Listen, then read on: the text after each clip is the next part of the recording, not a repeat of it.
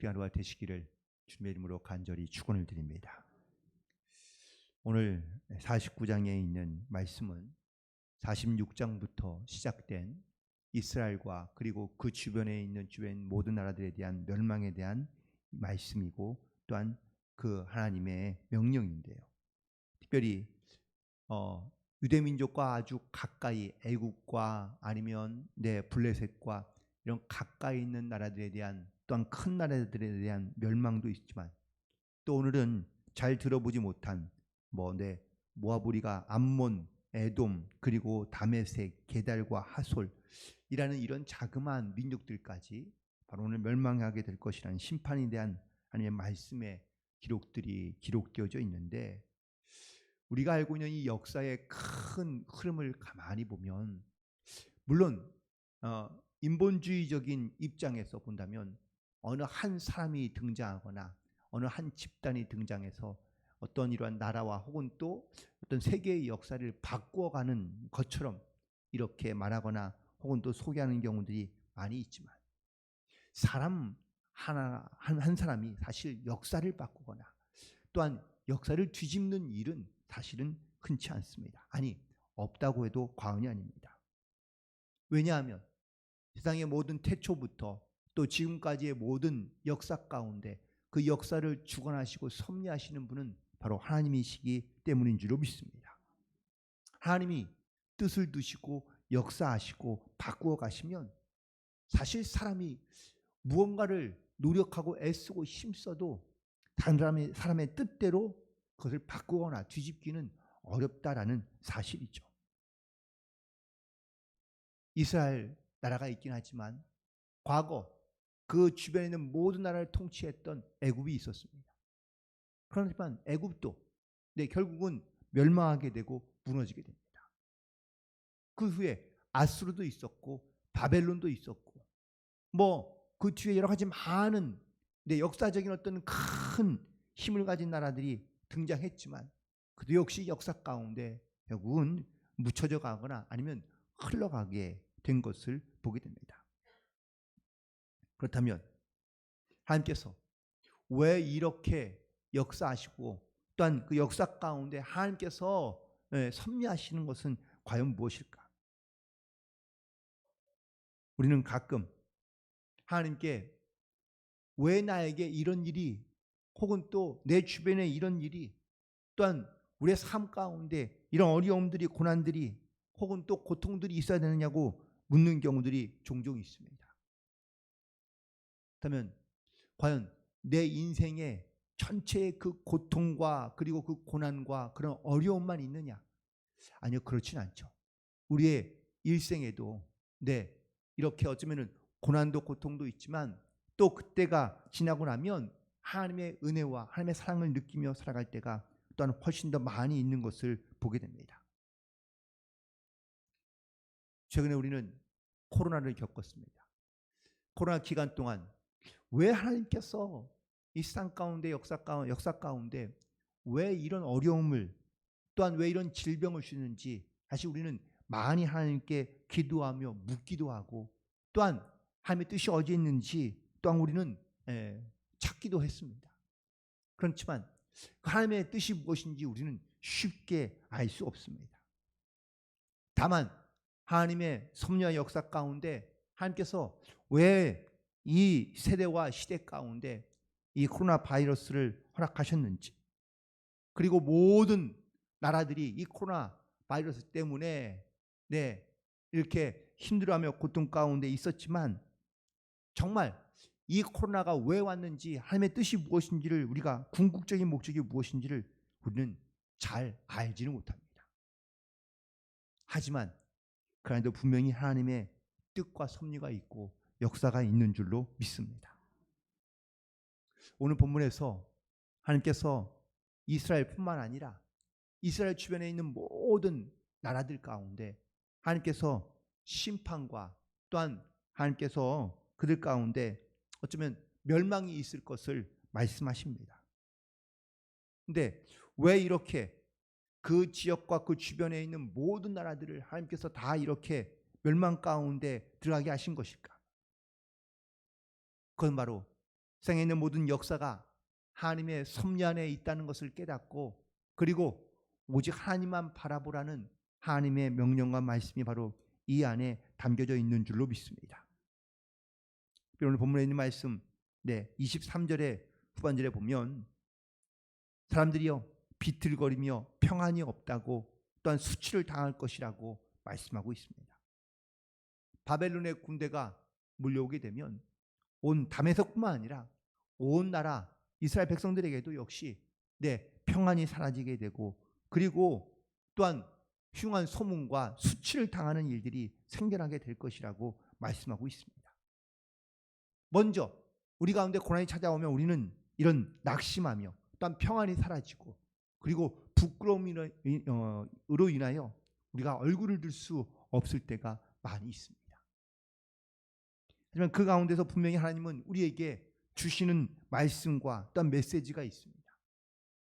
결국 나를 돌아보며 내가 정말 하나님의 말씀과 명령 가운데 순종하는 삶을 살고 있는지를 우리 가운데 돌아보게 하시고 깨닫게 하시는 줄로 믿습니다. 또한 이렇게 부끄러움과 수치를 당하며 낙담하며 평안이 사라지는 것만 있는 것이 아니라 바로 우리가 갖고 있던, 혹은 또 내가 가장 자랑하고 싶었던, 자랑거리 삼았던 것들을 하나님께서 무너지게 하시는 것을 보게 됩니다. 35절에도 엘람의 활을, 으뜸 가는 활을 꺾으실 거라고 말씀하고 있습니다. 엘람이라는 곳이 어떤 곳이는 정확하게 성경에 기록되어 있지는 않지만 그들의 자랑거리는 바로 활을 잘 사용하는 그러한 민족이라는 것을 우리가 알 수 있습니다. 그들은 이거 하나만 가지고도 그런 전쟁에서 승리할 수도 있고, 혹은 자기의 능력을 자랑 삼아 그들은 살아왔던 것이 분명합니다. 하지만 그 자랑거리도 결국은 하나님의 역사 앞에서는, 하나님의 섭리 앞에서는 부끄러운 것이 되고 수치가 되고 낙심하며 평안을 잃어버릴 수밖에 없다는 것이 바로 하나님의 말씀이며 하나님의 뜻인 것을 깨닫게 됩니다. 이스라엘 백성들이 가장 자랑스럽게 생각했던 것은 과연 무엇일까요? 바로 그것은 하나님이 우리를 택하여 주시고, 또한 하나님이 우리를 도우시고 하나님께서 우리를 구원해 주신다는 이 약속의 말씀, 이 선민사상이 그들 가운데 가장 어쩌면은 자랑거리였던 겁니다. 하지만 이런 자랑거리를 갖고 있다 할지라도 그들이 하나님을 떠나 멀리하며 우상을 섬기며 또한 하나님의 말씀대로 순종하지 않는 그런 모습으로 통하여 하나님은 이스라엘 백성들도 역시 하나님의 그 섭리와 역사 가운데 부끄러움과 수치와 낙심을 당하며 평안을 잃어버리는 모습으로 살아가게 하신 것을 우리는 깨닫게 됩니다. 내가 과연 무엇으로 하나님을 기쁘게 할 수 있으며 나는 과연 하나님을 어떻게 자랑스럽게 우리가 증거하며 선포하고 있는지를 돌아보게 됩니다. 내가 갖고 있는 나의 자랑거리로는 우리는 하나님을 자랑하거나 또한 하나님을 높여드리며 하나님의 영광을 돌리는 일들을 해야 되지만, 우리는 오히려 정반대로 나의 자랑거리로 말미암아 하나님을 부끄럽게 여기며 하나님의 영광과 하나님의 또한 은혜들을 우리가 고백하며 나아가지 못할 때가 많이 있는 것을 보게 됩니다. 결국 자기의 자랑거리를 의지했던 모든 나라들이, 모든 백성들이 하나님의 섭리와 역사 앞에 부끄러움을 당하며 낙심을 당하게 됩니다. 그렇다면 우리는 종종 이렇게 생각할 수 있습니다. 아니, 그러면 하나님의 주권과 역사가 우리 가운데에 있으면 그냥 우리는 이 역사의 흐름대로, 혹은 또 뭐 이렇게 말하는 사람들 운명을 따라 우리가 그러면 무조건 순응해야만 하는 것이냐? 라고 이렇게 묻기 쉽습니다. 이렇게 말하면 그러면은 사람은 아무것도 할 수 없으니 사실 허무주의에 빠지기 쉽습니다. 하지만 이것은 또 다른 우리의 어쩌면은 자기를 안주하며 혹은 또 자기의 삶에 대하여 하나님의 섭리를 역시 인정하지 않는 꼴이 되고 맙니다. 하나님의 섭리에는요, 우리 가운데 낙심과 낭만과 절망과 심판을 주려 하는 것이 아니라 우리에게 오히려 우리에게 희망과 소망을 주고 평안을 주기 위하여 하나님께서 우리 가운데 역사하고 계시는 줄로 믿습니다. 결국 지금의 잠깐에 있는 물론 어려움과 고난이 있긴 하지만 오히려 이 고난을 통하여 우리를 더 하나님께서 온전케 그리고 또한 강건하게 하시며 그리고 믿음으로 살아갈 수 있는 하나님을 의지하며 하나님의 섭리가 무엇인지를 우리 가운데 깨닫게 하시기 위한 하나님의 뜻이 있으며 하나님의 역사가 있는 줄로 믿습니다. 그 하나님의 주권에 대하여 또한 하나님의 역사하심에 대하여 우리가 믿음으로 우리의 모든 소망을 하나님께 두고 살아가는 것이 이것이 바로 하나님의 뜻인 것을 깨닫게 됩니다. 오늘 본문에 있는 마지막 절을 보시기 바랍니다. 그러나 말일에 이르러 내가 엘람의 포로를 돌아가게 하리라 여호와의 말씀이니라. 6절을 보시기 바랍니다. 그러나 그 후에 내가 암몬 자손의 포로를 돌아가게 하리라 여호와의 말씀이니라. 하나님은 낙심과 낭만과 멸망과 심판이 목적이 아닙니다. 하나님의 목적은 분명합니다. 다시 돌아오게 하는 겁니다. 하나님의 백성으로 하나님의 나라로 그리고 또한 주님을 섬기는 자로 모든 역사를 주관하시고 인도하시는 하나님 앞에 우리의 삶을 맡기며 우리의 모든 것을 맡기며 주의 은혜를 구하며 우리가 믿음으로 순종하는 삶을 살아가게 될 때 우리에게 주시는 하나님의 이런 놀라운 은혜와 섭리를 깨닫고 또한 내 삶에서 역사하고 주관하시는 그 주님을 의지하여 우리가 믿음으로 살아갈 수 있게 되는 줄로 믿습니다.